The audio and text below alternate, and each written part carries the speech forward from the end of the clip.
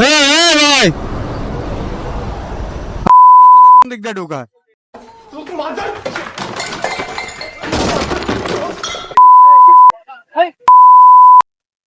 আমার পাবলিক রে ভাই, এগুলো ওই যে আরেকজনে আর কি জায়গাটা এদিক দিয়ে আসা ধরো, যাও না সাইড দিয়ে যাও। আর কই শয়তানের সব ভেতরে আয়। ঢুকাইতেছেন আপনি গাড়িটা? গাড়ি কই ঢুকাইতেছেন আপনি? আপনি জামটা ছুটাবেন না লাগাইবেন?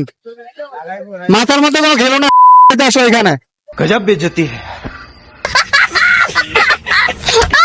আফসোস লাগে যখন এইরকম মানুষগুলা এরকম বাজে রকম ভাবে বাজে ভুলগুলা করে। তাদের কাছ থেকে আমরা এরকমটা কখনোই আশা করি না। আপনি এত ভালো এত দামি একটা গাড়ি চালাচ্ছেন, অথচ আপনার মধ্যে এই কমন সেন্সটুকু নাই যে আপনি জ্যামের মধ্যে অপোজিট লেনে আপনার গাড়িটা ঢুকাই দিচ্ছেন। আপনার এই গাড়িটা অপোজিট লেনে নেওয়ার কারণে না আপনি পিছনে যাইতে পারবেন না সামনে যাইতে পারবেন। অপোজিট সাইডের গাড়িগুলো সেম, না সামনে যেতে পারবে না পিছনে যেতে পারবে, যার কারণে জ্যামটা বাজেভাবেই লাগবে।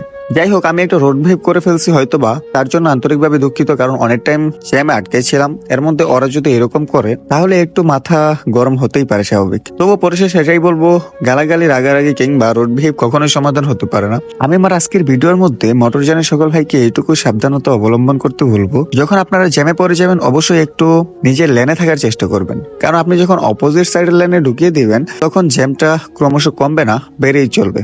তো আপনাদের কাছ থেকে অবশ্যই এইটুকু এক্সপেক্ট করতেই পারি, আপনারা যখন জ্যামে থাকবেন জ্যামটা সকলের জন্য, শুধু আপনার একার জন্য না।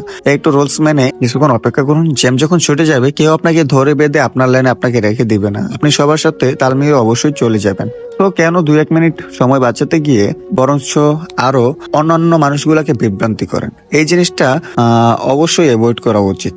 তো গাইস, আজকের মতো ভিডিওটা এই পর্যন্ত রাখতেছি। যদি আমার কথা কেউ কষ্ট পেয়ে থাকে আমি আন্তরিকভাবে দুঃখিত। অবশ্যই ক্ষমা সুন্দর দৃষ্টিতে দেখবেন এন্ড আমার কথাগুলো পজিটিভলি নেওয়ার চেষ্টা করবেন। দেখা হবে পরে কোনো ভিডিওতে, ততক্ষণ ভালো থাকুন, সুস্থ থাকুন। See you next again, bye by.